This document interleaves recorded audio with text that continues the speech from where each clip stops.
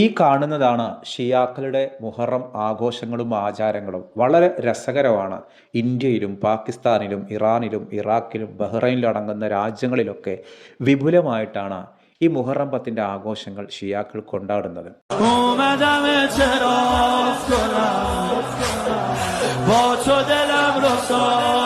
സാധാരണ ഷിയാക്കൾക്ക് മുഹറം ചില സ്ഥലങ്ങളിൽ ആചാരങ്ങളാണ്, ചിലയിടത്ത് ആഘോഷങ്ങളാണ്, ചിലത് ഇതുപോലെ റാലികൾ നടക്കും.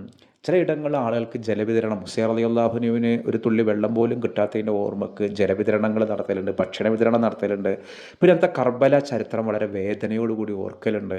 പിന്നെ ഇതുപോലെയുള്ള റാലികളിൽ സ്വയം ശരീരം വേദനിപ്പിച്ച് കണ്ണീരോടുകൂടി നടന്ന, അങ്ങനെ പല രീതിയിലാണ് ഷിയാക്കൾ ഈ മുഹറം ആചാരങ്ങളെ കൊണ്ടാടുക. സുന്നികൾ ആ ദിവസം മുഹറം പത്തിൻ്റെ അന്ന് നോമ്പെടുക്കുന്നെങ്കിൽ ഷിയാക്കൾ ഇതുപോലെയുള്ള വിപുലമായ ആഘോഷങ്ങളും കൊണ്ട് നടത്താറുണ്ട്.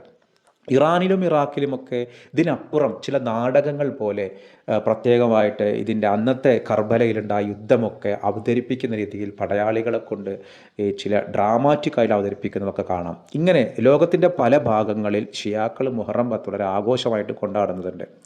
ഇന്ത്യയിൽ മുഹറം പത്ത് ഒരു അവധിയായിട്ട് കേന്ദ്ര സർക്കാർ കൊടുക്കാൻ തന്നെ കാരണം ഷിയാക്കൾ ഉദ്ദേശിച്ചിട്ടാണ്. ഷിയാക്കൾ ഇന്ത്യയിൽ ഒരു പ്രബല മുസ്ലിം ന്യൂനപക്ഷമാണ്. അപ്പോൾ മുസ്ലിങ്ങളിലെ ഒരു ന്യൂനപക്ഷം. ഇന്ത്യയിൽ കൂടുതലുള്ളത് സുന്നികളാണ്, സുന്നി മുസ്ലിംസാണ്. അപ്പോൾ ഷിയാക്കളുടെ ഒരു ആചാരത്തിന് വേണ്ടിയിട്ടാണ് സത്യത്തിൽ മുഹറം പത്തിന് അവധി കൊടുത്തിട്ടുള്ളത്. പലരും കരുതും ഒരു സുന്നത്ത് നോമ്പ് എടുക്കാൻ വേണ്ടിയിട്ട് എന്തിനാണ് മുഹറം പത്തിന് അവധി? ഒരിക്കലും സുന്നത്ത് നോമ്പിൻ്റെ അവധിയല്ല.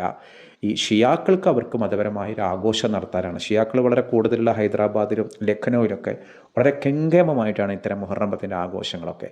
ഇത്തരം ആഘോഷങ്ങളോട് നിങ്ങൾ യോജിക്കുന്നുണ്ടോ എന്നുള്ളതാണ്. മുഹറം പത്തിൻ്റെ ഇത്തരം തെരുവ് ആഘോഷങ്ങളോട് നിങ്ങൾ യോജിക്കുന്നുണ്ടോ? ഇത്തരം ആഘോഷങ്ങൾ പങ്കെടുത്ത ആളുകൾ ഈ വീഡിയോ കാണുന്നുണ്ടോ? ഏതായാലും നിങ്ങളുടെ അഭിപ്രായങ്ങളൊന്ന് കമൻറ്റ് ചെയ്യൂ.